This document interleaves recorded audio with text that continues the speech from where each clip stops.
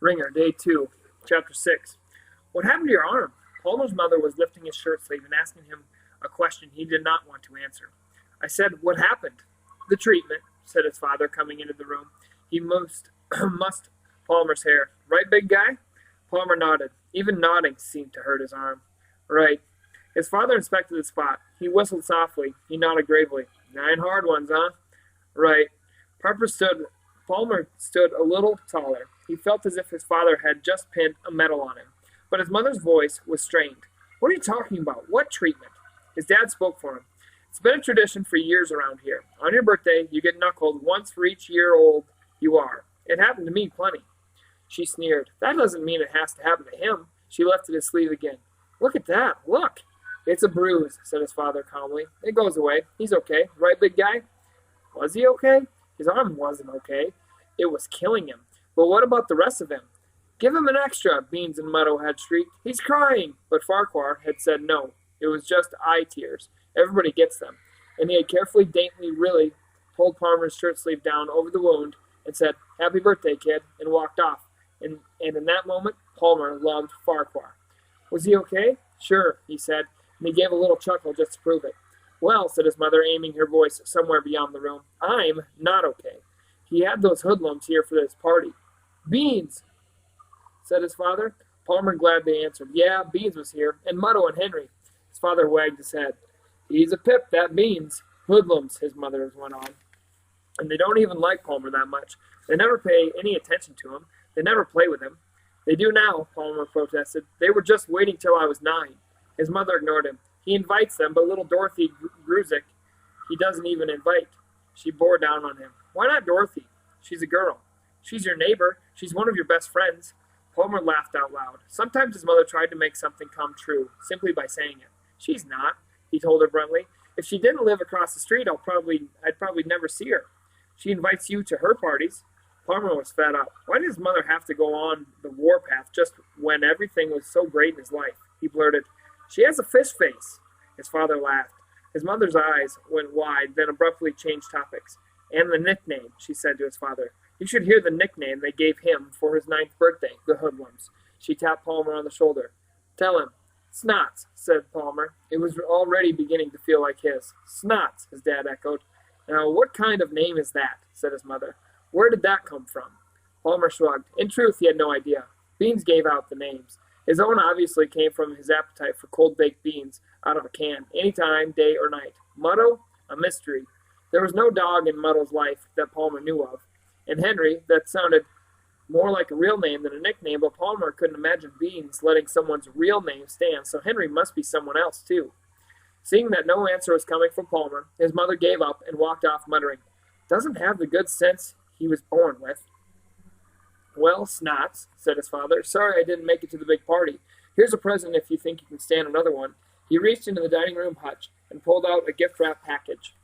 Palmer tore off the paper to reveal an old frayed shoebox. He gasped. He knew what was coming, but still couldn't believe it.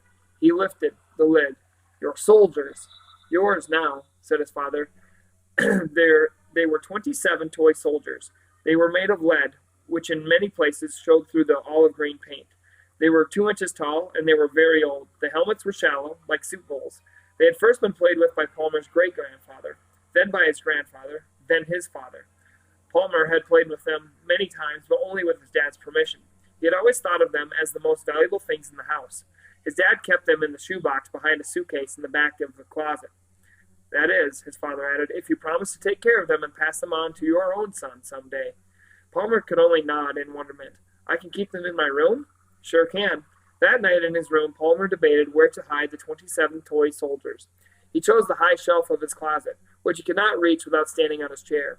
He had to carry the chair and reach up with his right hand. His left arm was useless. His fingertips tingled. At dinner, he had let it just plop on the table and stay there. His mother kept glaring at it. Sometimes his arm felt numb, as if he had been sleeping on it, but mostly it hurt. He found that if he kept his mind busy, he didn't notice the hurt so much. He read a book, watched TV, inspected his presents, thought about the day. What a day! New birthday, new friends, new feelings of excitement and pride and belonging. His mother was wrong about the guys never playing with him.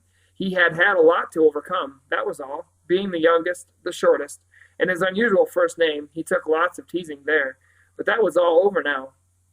He fell back on his bed. He grinned at the ceiling. Life was good. While brushing his teeth that night, Palmer looked at his face in the mirror and suddenly began to cry. He cried so hard he could not finish brushing. He ran to his room, shocked and angry at this unexpected turn to his perfect day. Sobbing loudly, gasping for breath, he plunged into his bed and smothered his face in his pillow. He was not aware of turning the ceiling light off and the night light on. He was not aware that he ever stopped crying. In his sleep, a voice echoed down the long, dark barrel of a cannon. You have run out of birthdays. In the morning, he awoke suddenly to a flutter of wings. Chapter 7. The following weeks were like a parade to Palmer, with himself as Grand Marshal. He felt as if he were marching down the middle of Broad Boulevard, with crowds of people cheering from the sidewalks. Calls of "Hey, Palmer" and "Hey, Snots" flew across the summer days. From blocks around, kids came to see his arm. Little kids would gather around 4 or 5 at a time. He would lift his sleeve, and they would gasp and go, "Wow!" Some of them would reach out to the touch.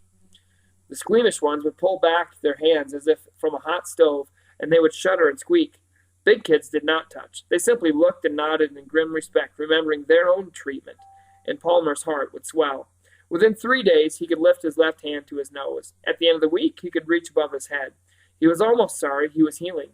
He enjoyed showing off to little kids. Look, I can't lift my arm any higher than this. He enjoyed the amazement in their eyes. He wished the bruise would not go away. He wished he could make them feel the tingle in his fingertips. One day he darkened the diminishing bruise with a bit of purple crayon. One person was missing during his imaginary parade down the boulevard, Dorothy Gruzik, and for some reason this bothered Palmer. Several times he saw her playing hopscotch in front of her house. Like Palmer, she was good at playing by herself. Of course, Palmer had buddies now, so he would never have to play alone again, not if he didn't want to. He wondered if girls grouped up like boys. The first couple of times that Palmer walked past, Dorothy did not even look up from her hopscotch. This was very unusual. Dorothy had always said hi. So next time, Palmer said it. Hi. Dorothy just went on hopping, one-footed, brown ponytail bobbing. She's mad because I didn't invite her to my birthday party, thought Palmer, and that was understandable, but also beside the point. The point was getting her to look at the bruise, and the more she would not, the more Palmer wanted her to. Finally, he rolled his left sleeve up to the shoulder and plopped himself down on her front steps. She went on playing, tossing the green bean bag into the chalk-numbered squares, ignoring him. At last he thought of a funny thing to say. Who's winning? She said nothing. She tossed the bean bag to the farthest square and hopped on down and back. She tossed the bag out again, and just when it seemed she would never speak, she said, Thanks for inviting me to your party. It made no sense, but Palmer was thrilled to hear her voice. It was all boys, he said. Good, she said with a disdainful sniff. Sometimes it amazed him that this girl, just out of 3rd grade, could make him feel so little. She went on hopping. Did you hear my new name? He said. She did not answer, did not look up. It's Snots. A short, snorty chuckle burst from her nose. Then she was stone-faced again. He turned so that his left arm was fully facing her, so she couldn't miss it. I got the treatment, too. She went on hopping. For 3 days, I could only move my arm up to here. She did not even look. Want to see my bruise? Her eyes never left the green bean bag. He stood. He smiled. Want to touch it? It was as if he wasn't there. So he ran off and found others to marvel at his bruise. He played with the guys, and when they came to taunt Dorothy, he did not feel as bad as he did before. They called her Fish Face and made fun of her name and kicked her bean bag off the hopscotch squares. Palmer stood back and gave a sly grin. That'll teach you, Dorothy Gruzik. At the same time, she befuddled him. Not once did she raise her eyes to her tormentors or say anything back. She did not turn into her house. She did not cry. What kind of girl was this? She just kept playing hopscotch as if no one else was there. After a while, Beans could not take any more fun, so they all ran off. In the 3rd week after the treatment, Palmer came to the end of his imaginary parade. His bruise had faded to a dim yellowish blot, and the crowds had gone home. But something was still there. Palmer knew what it was. It had been there all along, silent, hardly seen among the cheering crowd, a flash of black feather, now and then, an orange eye, waiting. As he kicked his checkered soccer ball along the streets, he could feel it lurking in shadowy doorways, behind shaded windows. He would not look. He felt it come out of the shadows, and the sunlight on the back of his neck turned to frost. It was behind him. He picked up his ball and ran. But he could not run from time. It was the 1st week in August. Family Fest had arrived. Chapter 8. Family Fest. Such a nice name. And a nice time it was.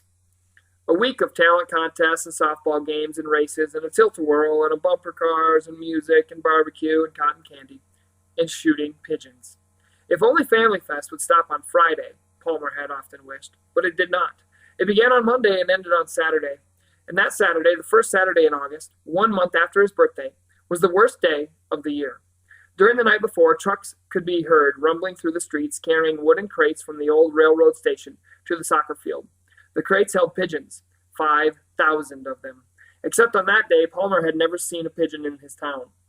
Some, he heard, were trapped in the railroad yards of the great city 100 miles to the east. The rest were bought, paid for. Why anyone would pay for a pigeon only to shoot it was just one of many questions about Pigeon Day that bewildered Palmer. Palmer's first Pigeon Day had occurred when he was 4. Certain moments, 5 years later, were still with him. The birds in the sky, then suddenly not in the sky, only feathers fluttering. The red fingers and lips of a man cheering, spewing specks of barbecued chicken. A man wearing a bright pink baseball cap, the smell of gun smoke. And most of all, the pigeon, the one pigeon that hurried across the grass lopsided, as Palmer would have said then, as if one leg had been kicked out from under it, hurrying, hobbling, wobbling in goofy lopes, tilting like a sailboat blown over, a boy chasing after, running and reaching, the boy laughing, the people laughing, little Palmer thinking, the boy wants it for a pet. And then the pigeon was coming this way, flopping, righting itself, hobbling straight for the people, head bobbing, lopsiding on a curving course, and the people were shrieking and calling, "Wringer! Wringer!" And the boy was chasing, and sure enough, the boy caught that wobbling pigeon right in front of Palmer. And the pigeon's eye looked at Palmer, and the pigeon's eye was orange, and everyone clapped, and Palmer clapped too, and laughed and called out, "Good!" And the boy closed his hand over the pigeon's neck and twisted his hands real quick, like that. And Palmer heard a tiny sound, like when a twig was stepped on, and when the boy took one hand away, the pigeon's head hung down toward the green grass, so sadly dangled down, though the pigeon's eye was still round and orange. Palmer had turned and looked up at his mother and said, "Why did he do that?" And his mother had said, "To put the pigeon out of its misery." "Was the pigeon in misery?" Palmer asked his mother. "Yes," she said. "Why?" said Palmer. His mother did not answer. She was looking at the sky. "Because he was lopsided?" She smiled thinly. She nodded. "Yes." "The boy didn't want him for a pet, did he?" His mother kept looking at the sky, kept not answering.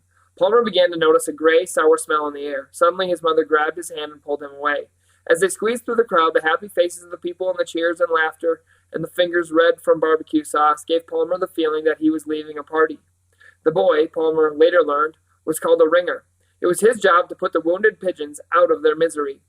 During the following year, Palmer thought about that quite often. If the wounded pigeons were in misery, he wondered, why put them there in the first place by shooting them? Why not just let them all fly away? Palmer's mother had no answer to these questions, so Palmer thought about it some more and concluded that all pigeons must be miserable, wounded or not, and that was why they must be shot. And perhaps the pigeons themselves knew this. Perhaps when the boxes were opened and they flew into the sky over the soccer field, they were not trying to fly away at all. They were simply giving the shooters a good target. They were saying, "Here we are. Put us out of our misery." How sad to be a pigeon. And how nice of the people that they would stop at nothing to help.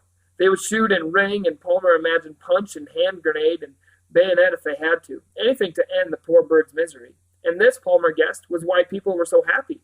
Because every dangling orange-eyed head was one less miserable creature to weigh heavy on their hearts. Heaven, Palmer thought with a smile, must be teeming with pigeons. On the mantel of a fake fireplace in the den of Palmer's house stood a statue of a pigeon. It was golden. It was beautiful. Words were etched into a shiny panel below the statue. Palmer could not yet read, so he pretended that the words said, "In honor of all pigeons, this house loves you." But the questions did not stop. Killing the pigeons and putting them out of their misery stubbornly refused to mean the same thing. Palmer thought about misery, and it seemed to him that a shotgun was not the only way to end it. When Palmer was miserable, for example, his mother or father would hold him close and wipe his tears. When Palmer's mother or father put him out of his misery, they did not shoot him. They offered him a cookie. Why then on Pigeon Day did the people bring guns instead of cookies? It was confusing. Was Daddy a Wringer? Palmer asked his mother one day. After a minute, she said, "Better ask your father." So he asked his father, "Daddy, were you a ringer?" His father looked at him and said, "Yep." "Will I be a ringer too?" His father gave a snappy nod and said, "Sure thing, big guy. Sure thing." Palmer pronounced the words over and over in the days that followed. Sure thing. Boys became ringers, he heard, when they became 10 years old. Chapter 9. Palmer had attended his second Pigeon Day with Dorothy Gruzik and her family. As his mother had other things to do, it was Dorothy's first. She pointed to the mountain boxes at the far end of the field. "What are they for?" she asked Palmer. "That's where the pigeons are," he told her. "What are they doing in there?" she said. "They're waiting to get out," Palmer told her. He felt like an old pro, cluing in the new kid. "They go from the big boxes to those little white boxes there. Every little white box has 5 pigeons. Somebody pulls a string, and a door opens, and 1 pigeon flies out." His father had told him these things. "Guess how many pigeons there are?" Dorothy gave it some thought. 100. Palmer smiled smugly. 5,000. Dorothy Gruzik's mouth fell open as her eyes rolled upward. She was imagining a sky full of pigeons. "Wow," she said. "Then what?" "They shoot them." For a long time, Dorothy Gruzik did not move. It looked as if she were waiting for rain to fall into her mouth. When she finally turned her eyes back to Palmer, he wished he wasn't there. "What?" she said. "They shoot them," he repeated, and the words were dusty and bitter on his tongue. There seemed only one way to get rid of the bad taste, and that was to flush out his mouth with more and more words. "They go bam, bam, bam." They open up a box, and the pigeon flies out, and the sun goes bam, and the gun goes bam, and the bird goes. Palmer raised his hand high above his head and dived it to the ground to show her. For sound effect, he tried out his newly learned whistle. And then another one comes out. Bam! Another one. Bam! After each bam came a dive and a whistle. And the ringers run out to get the pigeons. And if the pigeon isn't dead, the ringer wrings its neck. He brought his curled fists together and snap-twisted them. Like that. He made the sound of a twig breaking. She was already running, tunneling through the crowds, bouncing off grown-ups, legs, her mother after her. Excuse me. Palmer bored through to the back side of the crowd. Dorothy was running past the picnic tables, her mother chasing. Palmer called, "They put them out of their misery, that's all. He discovered that he was crying. Chapter 10. By the following year, Palmer no longer cared to watch, so he spent Pigeon Day at the playground with Dorothy Gruzik. Through the day, the squeak of the seesaw and the creak of the swings joined the sound of the shotguns. At this distance, they sounded like balloons popping. While they were on the swings, a boy he knew as Arthur Dodds came by. Arthur had not yet begun calling himself Beans. He was dashing through the playground when he spotted Palmer and Dorothy and skidded to a halt. "What you doing?" he demanded of the two of them. "We're swinging," said Dorothy. "What's it look like?" Even then, she wasn't afraid. "They're shooting the pigeons," he said. His feet were still pointed toward the soccer field. His whole body was twitching. "Come on." "We're staying here," said Dorothy. Palmer was glad that Dorothy answered, but now Arthur Dodds was heading straight for him. "What's your name?" he growled. "Palmer." "Your first name?" "That is my first name." "What kind of name is that?" What could Palmer say? He shrugged. Arthur Dodds came closer. At that time, he still had his baby teeth, which were as colorful as his second teeth would become. "You coming?" he said. Palmer did not know what to say. He looked at Dorothy. She was staring at him. Somehow her face gave him the answer. He shook his head. No. Arthur Dodds exploded. "Sissy missy, girl baby." He gave the swing chain such a yank that Palmer was thrown like a bronco rider onto the ground. Arthur Dodds took off, braying, I'm a ringer. I'm going to get me a pigeon and ring him." And he did.